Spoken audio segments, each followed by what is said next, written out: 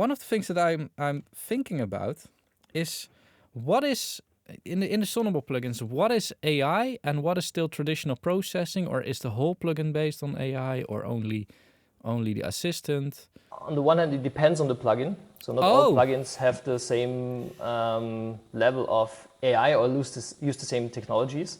Okay. But in general, you can say that the learning process, like where the plugin is capturing data and learning something from the data, is always AI, because it's always data-driven information that's processed and then set some parameters. Like the core processing, like the normal EQ filter or the normal compressor without spectral compression or the normal limiter, this is not AI. This is like really, this is signal processing. We developed, for example, for the limiter, very modern ways of signal processing. So we didn't just re-implement limiter algorithms that are out there. Same for the compressor. So we also have a different take on these traditional tasks. The core processing itself is not AI based, because I mean some features are, but the main processing not, because it's simply set to some setting, and then it's doing its thing, and it doesn't change in an intelligent way if the input is changing. It's different for things like, for example, spectral compression, because this is a continuously learning thing. Yeah. And it's different for example, the dynamic smart filter curve that's adapting continuously.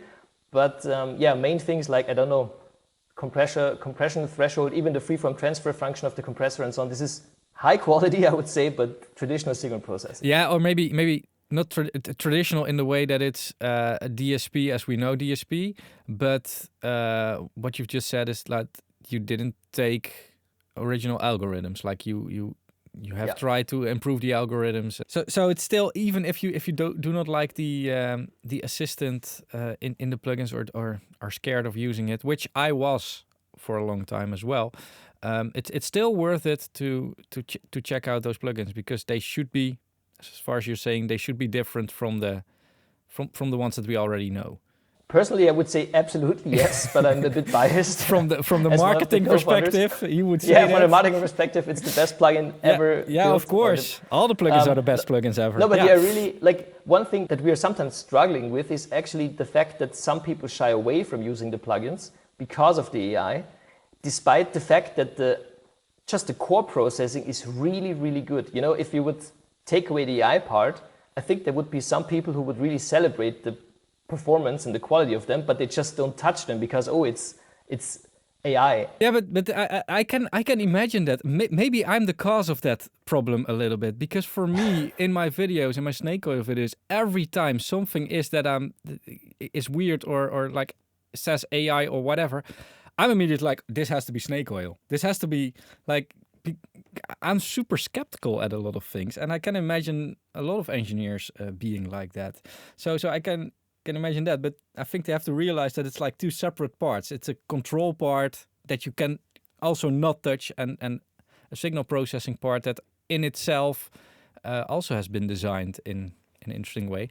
I don't know if you've seen my video in which I reviewed the levels limiter for mastering the mix, but in that video I was like, they had some claims on their website of being the lowest distortion limiter. And I think this is a good example of improving algorithms. They had some claims on the website, and I was like, I don't know. They didn't say which limiter they compared it with, but they did claim it was like super clean and whatever. So it's like, let's compare this thing with the FabFilter Pro L and the Sonible Smart Limit. And I didn't use the smart part of that limiting because I wanted to match the settings. And the Sonible turned out to be the cleanest. I don't know why. Maybe I was doing something wrong. But compared to the FabFilter limiter, the Sonible limiter is a lot cleaner. So that's really interesting, because it's not just about the AI, is basically what I'm saying. And that's a perfect example, as you already said, it has nothing for this specific behavior, for example, that it's not generating any harmonics for an input signal like that. It's not based on any AI. It's just very smart, but in terms of intelligent processing, but in terms of having it implemented in a way that reacts like this, or that processes a signal like this, making sure that some signals. I mean, somehow it is AI because this really, like this, the logic that's behind that really behaves differently for different input signals. So if you have a very broadband noisy signal, the limiter will use a different kind of processing than if you have a very soft signal like a sine wave, which is the most extreme example. So there is a kind of intelligence there, but this intelligence was not learned from data. It was kind of invented by us as a new module for limiters.